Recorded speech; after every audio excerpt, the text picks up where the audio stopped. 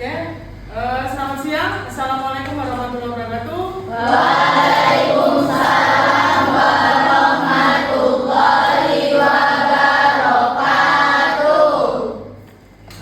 Ini saya absen dulu untuk kelas 10D. Aisyah, Hadir. Almira, Hadir. Andrea, Hadir. Asia, Hadir. Aura, Hadir.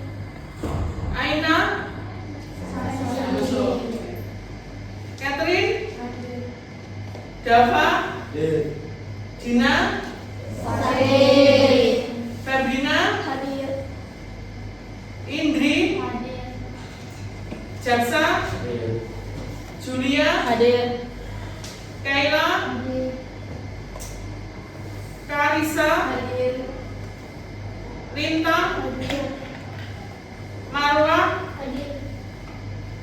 Muhammad, Fahrosi, Mutia Sari, Nadifa, Hadir. Nasifa, Hadir. Nur Aini, Hadir. Putri, Hadir. Rara, Risma, Hadir. Salwa, Hadir. Sevilla, Shifayatus, Ulima. Hadir. Oke, kita flashback dulu ya untuk yang pelajaran kemarin tentang berpikir komputasional. Mungkin ada yang tahu berpikir komputasional itu apa? Julia? Saya Bu. Ya. Pengertian berpikir komputasional adalah proses berpikir yang melibatkan perumusan masalah dan penyelesaian dengan cara yang dapat diterapkan oleh manusia maupun komputer.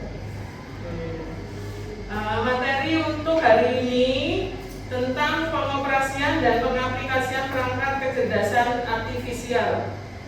Ada yang tahu apa itu pengertian dari kecerdasan artifisial? Risma? Pengertian kecerdasan artifisial adalah kemampuan mesin atau sistem komputer untuk meniru kecerdasan manusia seperti belajar, memecahkan masalah, mengambil keputusan, dan berinteraksi dalam bahasa alami. Sekarang kita masuk ke materinya.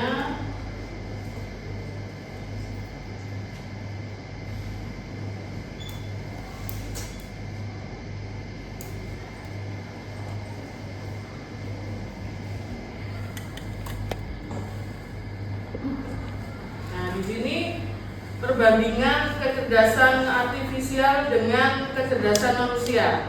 Mungkin ada yang tahu apa itu kecerdasan manusia? Dava? Kemampuan mental yang kompleks dan beragam yang memungkinkan individu untuk belajar, memahami, memecahkan masalah, berpikir abstrak dan beradaptasi dengan lingkungan.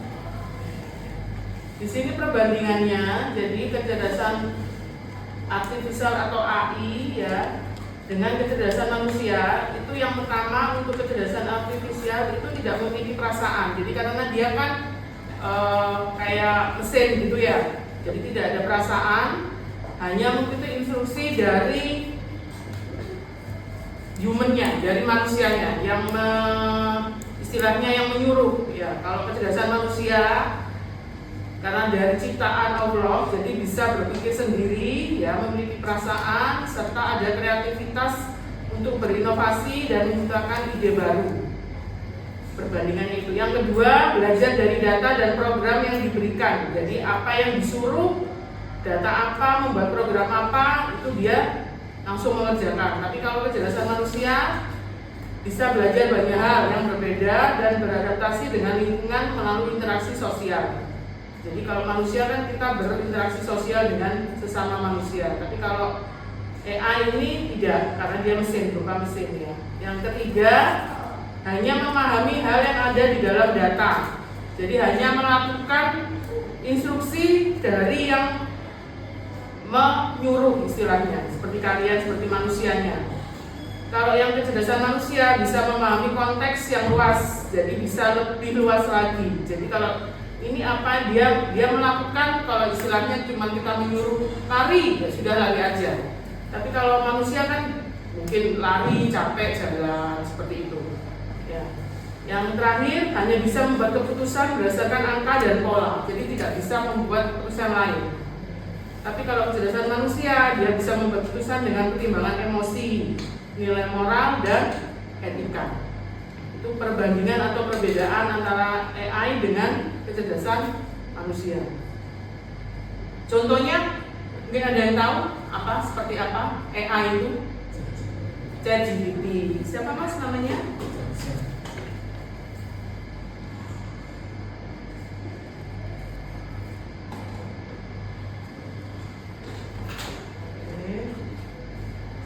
Ini untuk kerja AI-nya.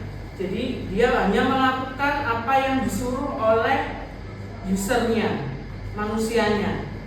Ya, dari data yang dimasukkan, dia memproses keluarannya seperti apa yang diminta oleh yang melakukan, seperti itu. Ya, cara kerja kecerdasan artifisial ini macam-macamnya. Yang seperti ada di HP kalian, nah ini ada di sini semua. Pakai AI. Mungkin ada pertanyaan? Tidak ada? Oke. Sekarang kalian ada tugas. Saya minta kalian berkelompok. Saya hitung di sini ada 6 kelompok. Ya. Jadi mungkin karena ada 2 siswa yang tidak hadir, jadi mungkin ada 3 kelompok yang jumlahnya 5, ada yang 3 kelompok yang jumlahnya 4. Ya. Jadi silakan memilih anggotanya, langsung berkelompok sesuai dengan jumlahnya. Kelompok 1 di sini, kelompok 2, kelompok 3, kelompok 4, kelompok 5, kelompok 6. Langsung yang belum mau tadi belum memilih mungkin ayo pindah tempat sesuai duduk kelompoknya.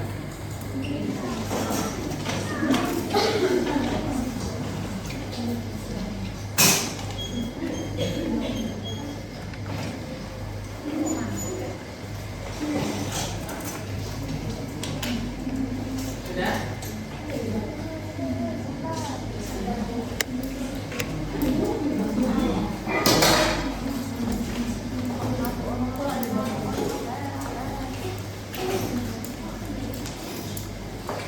Bawa HP semua kan? Jadi ini kalian membuat mapping, ya, buat mapping tentang materinya. Nanti saya bagi. Setelah bikin mapping, kalian bikin mappingnya dari ChatGPT aja boleh. Bikin mappingnya di Canva, cuman mencari materinya di ChatGPT. Kelompok 1 mana? Oke, kelompok 1, 2, 5 orang. Oke. Kelompok 1 tentang bisnis.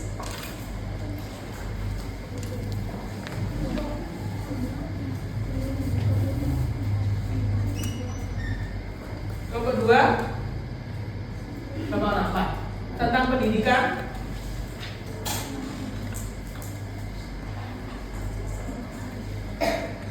Kelompok 3 4 orang. Tentang kesehatan. Kelompok 4 berapa orang? 4. Tentang transportasi.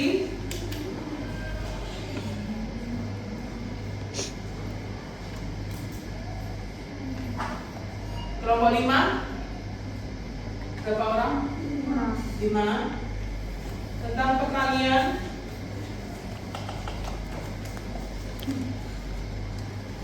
Kelompok 6 berapa orang? 5. Berarti tentang industri ya.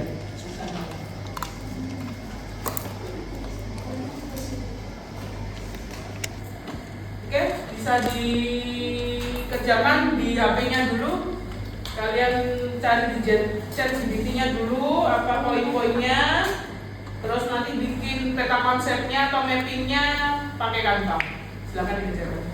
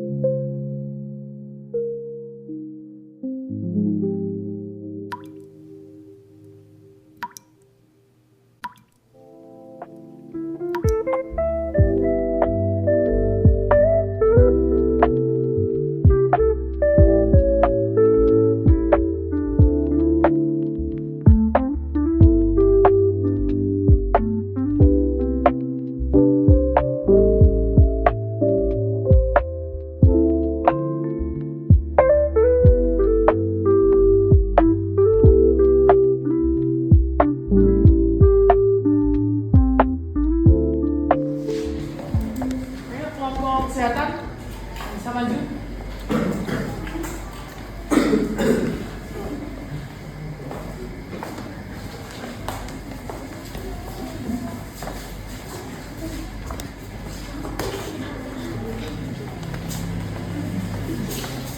Pak. Jadi kelompok berapa, nama, kelas, absen, terus materinya apa, bisa langsung mulai. Silakan. Assalamualaikum warahmatullahi wabarakatuh. Waalaikumsalam warahmatullahi wabarakatuh. Kenalkan, kami dari kelompok 3. Nama saya Aisyah Husainah dari absen 1. Nama saya Marwa Awi Hakim dari absen 12. Nama saya Ragita Fitri dari absen 3. Nama saya Fadila dari absen 2. Pada kesempatan kali ini kami akan mempresentasikan dengan tema kesehatan. Manfaat kecerdasan artifisial dalam bidang kesehatan.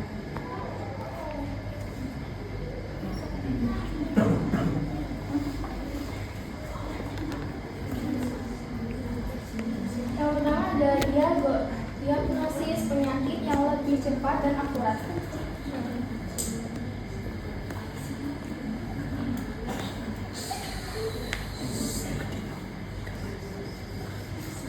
AI dapat menganalisis data medis seperti hasil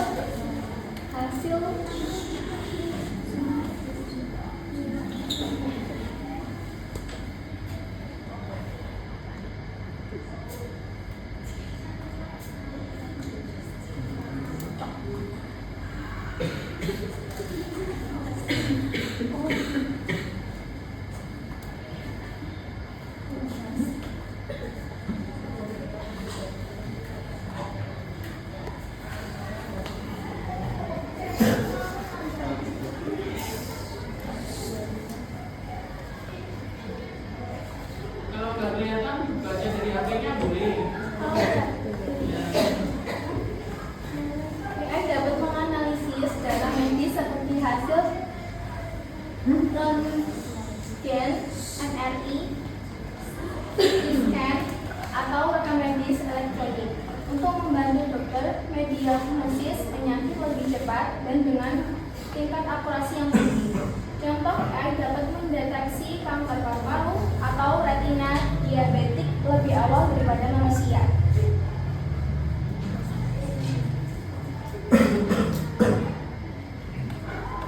Teknik strategi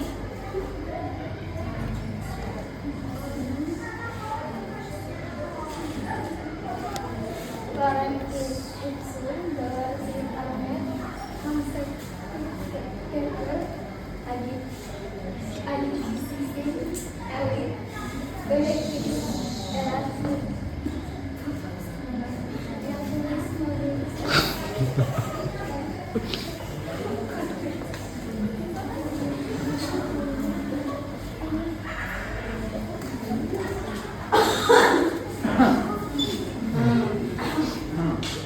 dan ketiga, penemuan obat baru. AI membantu para peneliti dalam menemukan atau mengembangkan obat baru dengan cara mensimulasikan reaksi obat terhadap tubuh sehingga mempercepat proses penelitian. Contohnya, AI digunakan untuk mencari kandidat obat untuk COVID-19.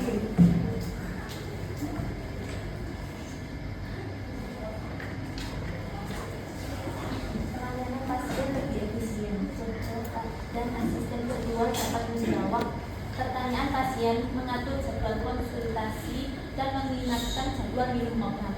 Contoh aplikasi AI seperti Medbot, dokter virtual di rumah sakit.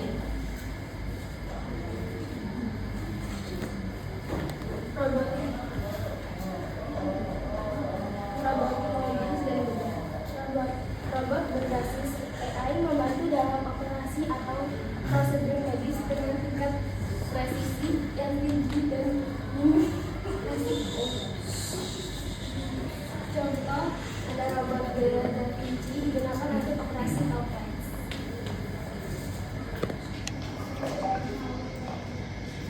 Prediksi dan pencegahan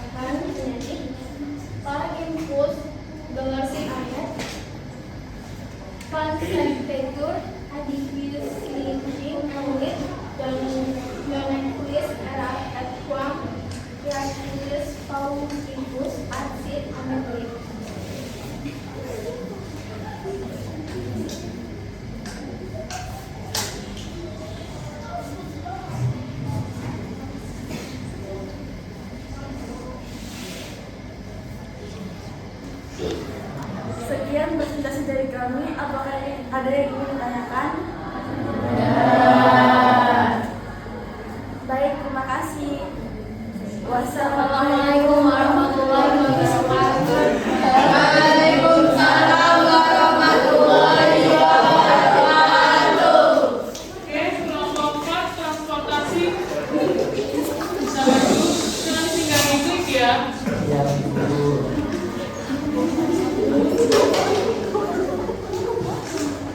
Ayo. Durasi.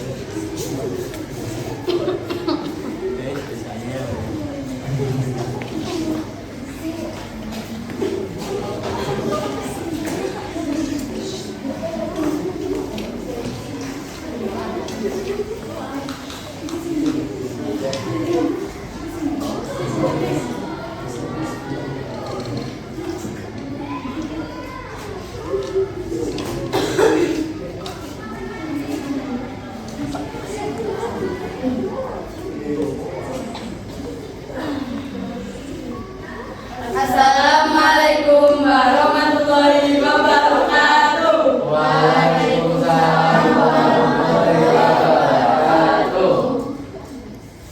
Di sini kami akan mempresentasikan tentang transportasi dan sebelum itu izinkan kami memperkenalkan diri. Saya Syazina Walia dari absen 4. Saya Rizwan Dani dari absen 25. Saya juga Masari dari absen 13. Saya Uli Masmin Eva Zakwan dari absen 29.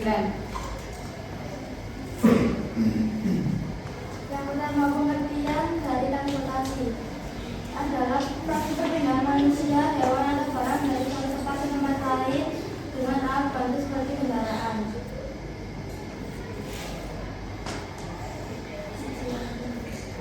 Jenis transportasi darat, mobil, motor, kereta api, bus, dan truk.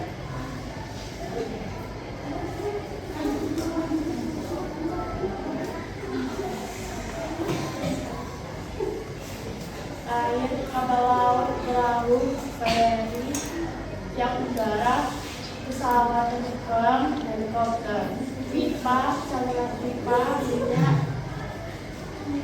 rel, kereta api, monorail. Fungsi transportasi adalah memperlancar mobilitas manusia dan barang, mendukung pertumbuhan ekonomi, menyambungkan daerah satu dengan yang lain, membantu distribusi barang dan jasa.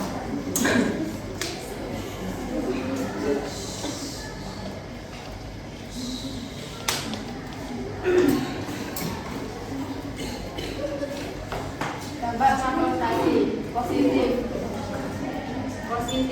efisiensi waktu dan biaya, mendorong perdagangan dan pariwisata, membuka lapangan kerja. Negatif, polusi udara dan suara, kemacetan, kecelakaan, konsumsi energi fosil tinggi.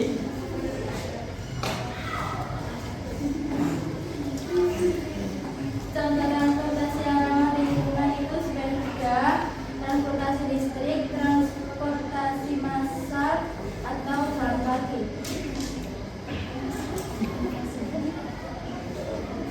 Inovasi transportasi modern, mobil listrik, kereta cepat, taksi terbang, sistem transportasi lintas. Apakah ada yang ditanyakan? Sekian presentasi kami dari kelompok 4. Wassalamualaikum warahmatullahi wabarakatuh. Waalaikumsalam warahmatullahi wabarakatuh. Kelompok 1.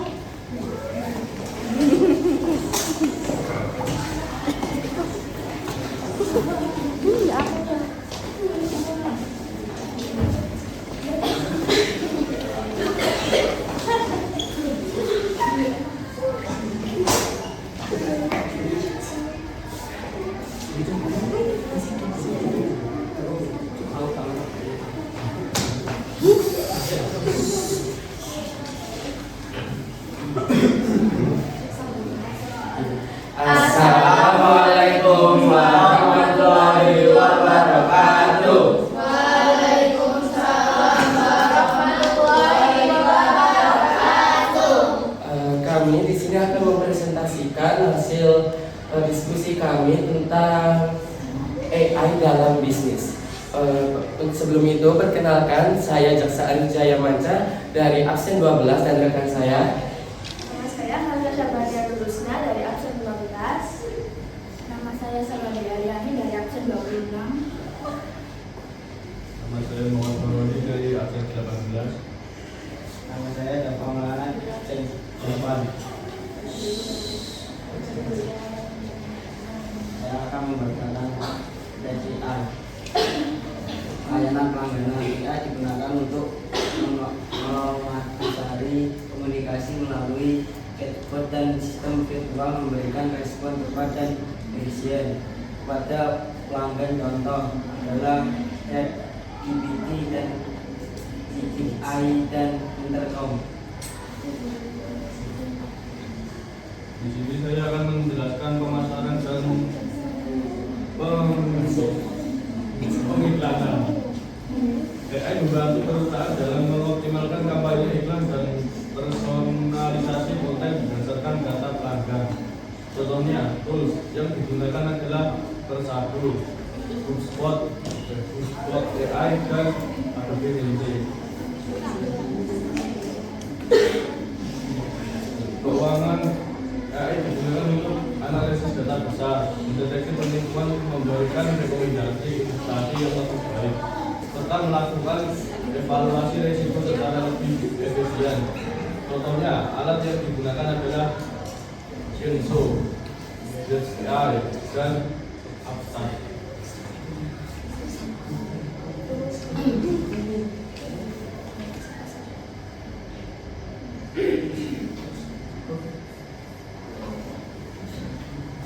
E-commerce dan desain. AI digunakan untuk memberikan pengalaman berbelanja yang lebih personal melalui analisis perilaku pelanggan dan rekomendasi produk. Contoh tools yang digunakan adalah Dynamic Yield, Shopify AI, dan Reorder. Ada beberapa manfaatnya, yaitu yang pertama otomatisasi tugas rutin, yang kedua peningkatan efisien dan produktivitas, dan yang ketiga pengambilan keputusan berbasis data, yang keempat pendeteksian penipuan, dan yang kelima pemeliharaan revenue. Di sini saya akan menjelaskan tentang fungsi. Untuk fungsi yang pertama itu otomatis proses bisnis. Yang kedua, analisis data dan pengambilan keputusan. Yang ketiga, peningkatan pengalaman pelanggan. Setelah itu yang keempat, peningkatan keamanan bisnis. Yang kelima, optimasi rantai pasokan. Oke, setelah presentasi dari kelompok kami, mungkin ada yang ditanyakan? Tidak. Terima kasih. Untuk sekian presentasi hari ini. Wassalamualaikum warahmatullahi wabarakatuh.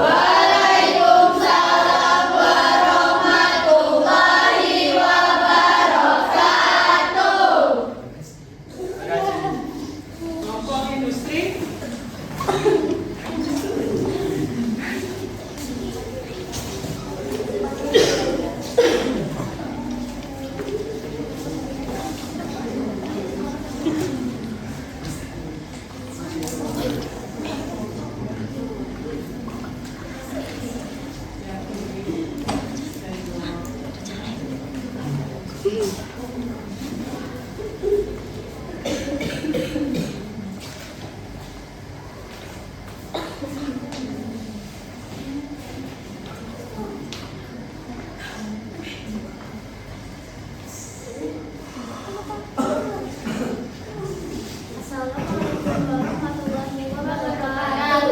Assalamualaikum warahmatullahi wabarakatuh.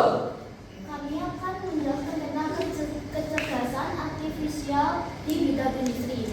Sebelum kita mengenalkan apa itu kecerdasan artifisial di bidang industri, kita ingin mengenalkan kelompok kita terlebih dahulu. Kami dari kelompok 6, saya bernama Aura Tasya Sasi Agulia, dan rekan saya Nama saya Andrea Tidak Askia, nomor absen 2. Nama saya Kriyanti Sumitra, absen 14. Perkenalkan, nama saya Demono Samudri, saya absen 11. Perkenalkan, nama saya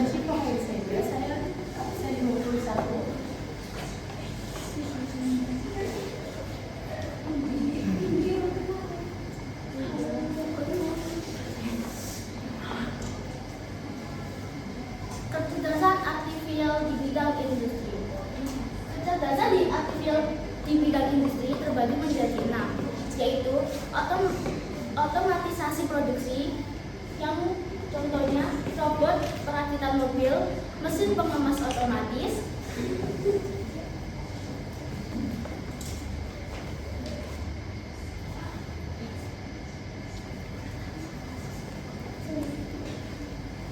produksi yaitu robot perakitan mobil, mesin pengemas otomatis.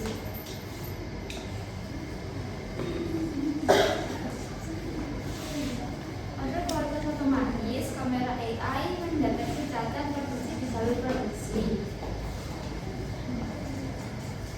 Proses prediktif, sensor AI mendeteksi getaran atau kerusakan mesin sebelum rusak. Manajemen gudang, robot logistik otomatis di gudang Amazon, sistem AI mengatur letak barang.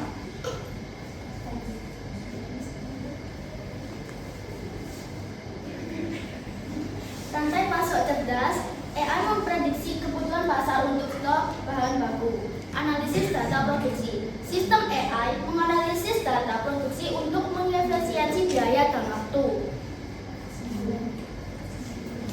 Kesimpulan umum meningkatkan efisiensi, presisi, dan kecepatan kerja dalam bidang industri. Sekian dari kami. Wassalamualaikum warahmatullahi wabarakatuh. Waalaikumsalam warahmatullahi wabarakatuh. Oke, kelompok 5.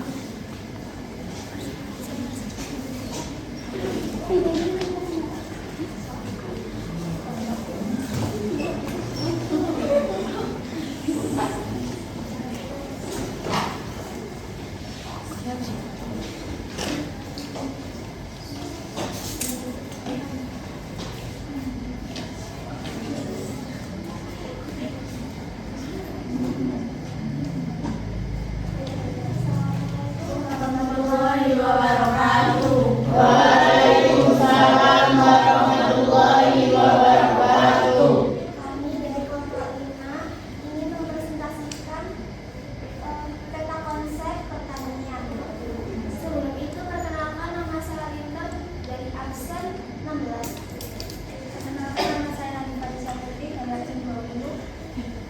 Perkenalkan, nama saya Sita Josabwa dari absen 28. Perkenalkan, nama saya Putri Punawati dari absen 22. Perkenalkan, nama saya Ferdinand Radilisi dari absen 10.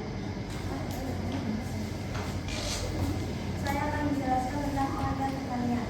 Pengertian pertanian adalah kegiatan atau usaha manusia dalam mengelola sumber daya alam, terutama tanah dan air, untuk menghasilkan bahan pangan, bahan baku industri, serta produk lainnya seperti sayuran, buah, padi, jagung, kopi, dan lain-lain. Manfaat pertanian: 1. Menyediakan bahan pangan. 2. Sumber penghasilan masyarakat. 3. Menyediakan bahan baku industri. 4. Melestarikan lingkungan. 5. Membuat tumbuhan dan membuat lapangan kerja. 6. Menjaga ketahanan pangan negara. Manfaat dari pertanian adalah pertama, pertanian tanaman pangan, kedua, pertanian hortikultura, ketiga, pertanian perkebunan, yang keempat, pertanian peternakan, yang kelima, pertanian perikanan, yang keenam, pertanian organik.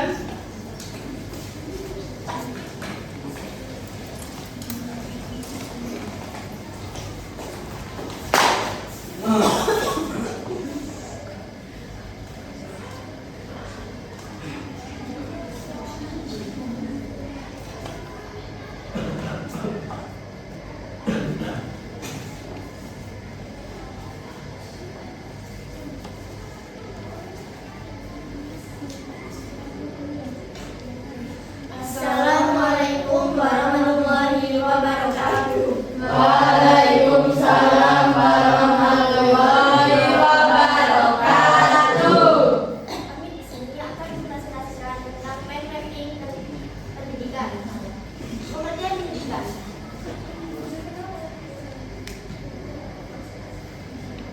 Pengertian pendidikan. Proses pembelajaran, pengetahuan, keterampilan, dan nilai. Tujuan dari pendidikan, mengembangkan potensi peserta didik, membentuk pribadi yang berakhlak mulia, meningkatkan kecerdasan dan keterampilan. Komponen dari pendidikan. Yang pertama adalah guru dan pendidik siswa. Yang kedua siswa. Yang ketiga lembaga pendidikan. Dan yang keempat kurikulum. Kelima sarana dan prasarana. Keenam evaluasi dan penilaian. Peran pendidikan: membangun bangsa, mengurangi kemiskinan, mendorong kemajuan teknologi, dan menanam nilai moral dan budaya.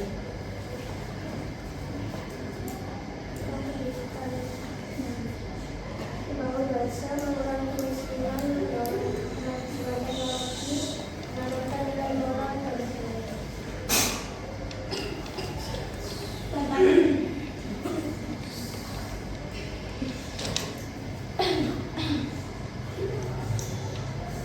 Tantangan dalam pendidikan. Aksesnya tidak merata, kualitas guru, sarana memadai, kurikulum yang belum terlaksana, teknologi yang belum datang, upaya pendidikan, pemenataan pendidikan, digitalisasi dan teknologi pendidikan, pelatihan guru, panduan belajar.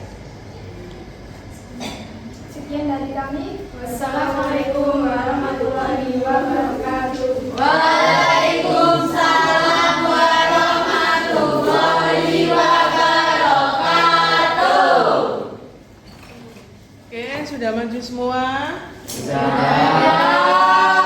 Pertanyaan? Iya.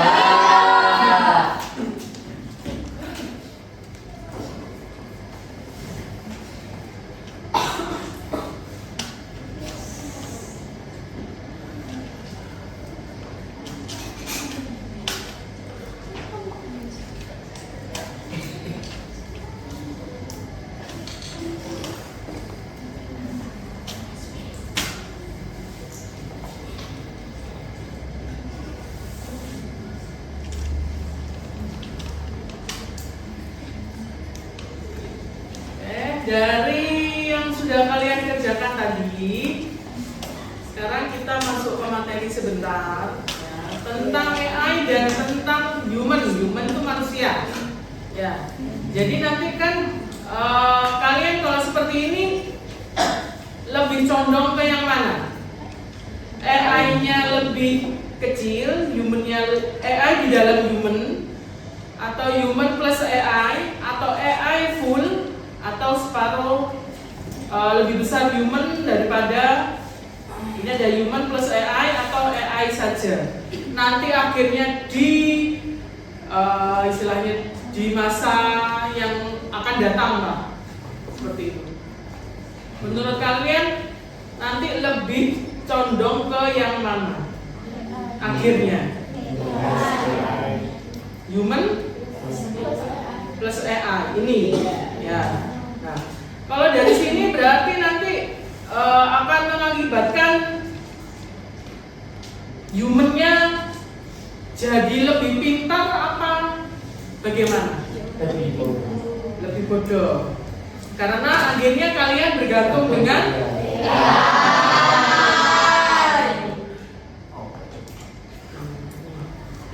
jadi nanti otaknya human itu akhirnya jadi malas, ya, malas untuk berpikir karena lebih condong mengandalkan ke AI-nya, ya, bergantung ke AI-nya.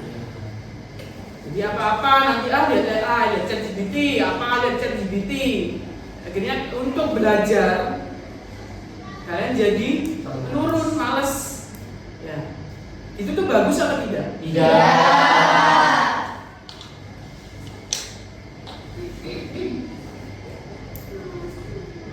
Seperti ini otomatis manusianya tidak ada akhirnya.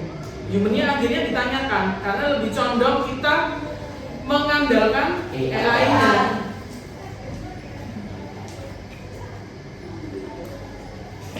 Terus semua kegiatan kalian akan mengandalkan AI. Apakah selama ini kalian selalu mengandalkan ChatGPT? Berarti intinya membantukah AI itu atau tambah membuat kalian malas mikir? Berarti intinya tidak membantu. Membantu. Pilihannya nih, membantukah atau bikin malas berpikir? Malas berpikir. Berarti tidak membantu kan? Gimana? Menurut saya pribadi, AI itu membantu jika di situasi yang tepat. Seperti Contohnya seperti kalau kita menemukan kita mencari suatu sumber yang tidak ada di buku-buku seperti itu. Jadi kita mencari di AI itu ya itu ada. bukan langsung ke AI berarti. Selama ini kalian langsung kalau apa-apa langsung ke AI, apa nyari istilahnya nyari di buku dulu. Dari buku dulu. Iya, Pak. Masa?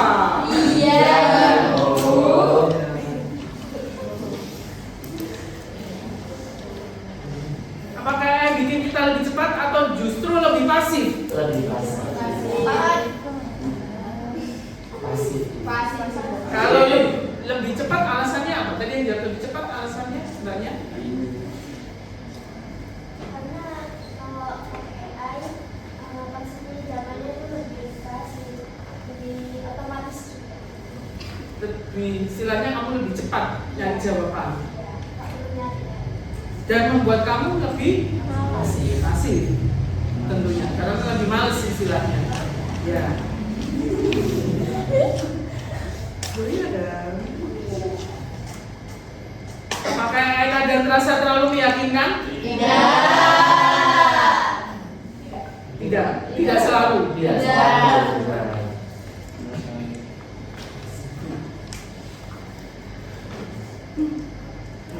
Akhirnya menimbulkan ketergantungan pada AI-nya.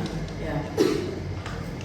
Terus menyebabkan kesalahan kamu lakukan tugas karena kalau setahu saya kamu ChatGPT itu kalau pakai ChatGPT ya kamu mencari contoh administrasi siswa kamu ketik ya keluar seret terus kamu cari lagi administrasi siswa jawabannya beda lagi ya betul seperti itu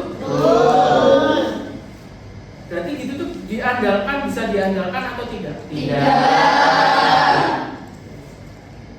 mungkin ada yang mau ditanyakan? Ya. Oke, kalau tidak ada yang ditanyakan, ini saya ada istilahnya asesmen formatif pembelajaran ya, bisa dikerjakan nanti mungkin berkelompok.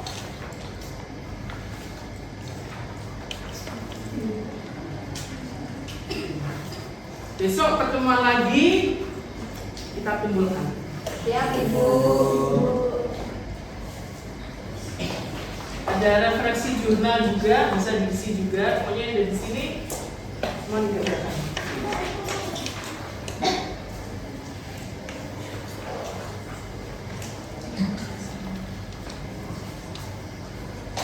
Nomor 1, 2. Nomor selanjutnya katanya lagi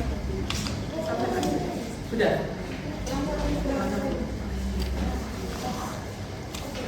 nomor selanjutnya kurang 1 Sudah, Mas? Bisa dikerjakan berkelompok. Nanti kita pertemuan lagi, kita bahas untuk refleksinya. Ya, proses formatifnya nanti itu langsung saya nilai sendiri. Ya. Ada pertanyaan untuk materi hari ini? Ada. Oke, saya akhiri. Terima kasih untuk pelajaran hari ini dan kerjasamanya yang sudah presentasi. Wassalamualaikum warahmatullahi wabarakatuh. Waalaikumsalam.